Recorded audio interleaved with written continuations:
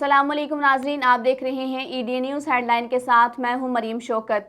انصاف monitoring and evaluation women wing central Punjab کی خواتین کی ٹیم نے کوآرڈینیٹر سینٹر پنجاب ناترا عمر ڈپٹی کو کوآرڈینیٹر آبدہ فروغ اور کوآرڈینیٹر ناتھ لاہور فوزیہ وحید کی قیادت میں انصاف وومن کنونشن میں نمائندگی کی۔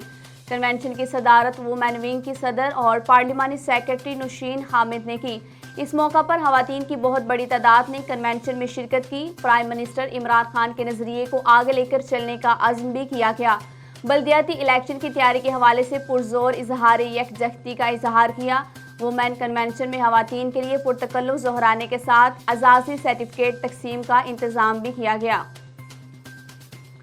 سیالکوٹ بجوات الیکشن آزاد کشمیر کی شکریہ مہم کے موقع پر صاحبزادہ حامد رضا وزیر مذہبی امور و اوقاف آزاد کشمیر کے اعزاز میں چودھری انوار الحق کی جانب سے پرتکلف عشائیہ دیا گیا۔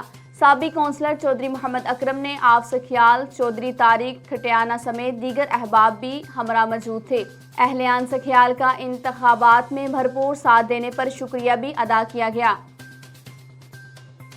مرکزی انجمن تاجران رجسٹرڈ سیالکوٹ کے جنرل سیکرٹری شیخ جاوید حیدر کی قیادت میں گندم منڈی کے صدر مرزا مقصود، جنرل سیکرٹری میاں اصغر عامر بٹ اور دیگر تاجر نمائندگوں کی اسسٹنٹ کمشنر سونیا صدف سے ہنگامی اہم ملاقات میں زائد نرخوں پر اشیاء ضروریہ فروخت کرنے اور ریٹ لسٹ دکانوں سمیت گوداموں میں عویزہ نہ کرنے والوں کے خلاف سخت کارروائی کے بابت تحفظات کا اظہار کیا، جس پر اسسٹنٹ کمشنر سونیا صدف نے کہا مکمل ثبوتوں اور شواہد کے بعد گراں فروشوں اور سرکاری نرخ نامہ عویزہ نہ کرنے والوں کے خلاف سخت کارروائی کی جائے گی۔ اسسٹنٹ کمشنر سونیا صدف نے کہا ہمارا مقصد اشیاء ضروریہ کی سرکاری نرخوں پر فروخت کو یقینی بنانا ہے، نہ کہ کسی تاجر کو بلا جواز تنگ یا پریشان کرنا ہے۔ تاجر نمائندوں نے گوداموں کو سر بمہر کرنے کے بابت تحفظات سے بھی آگاہ کیا۔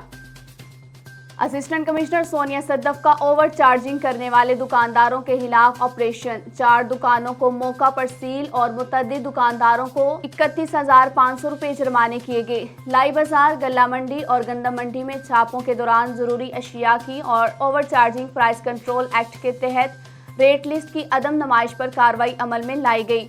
سونیا صدف کا کہنا تھا کہ عوام کو ریلیف پہنچانے کی ہر ممکن کوشش کی جائے گی۔